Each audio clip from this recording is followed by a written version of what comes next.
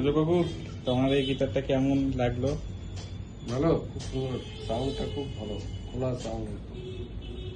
ঠিক আছে।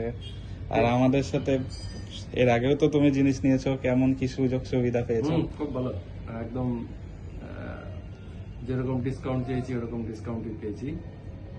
আর জেনুইন, সবকিছু জেনুইনই, এরকম সেরকম আমি কোনো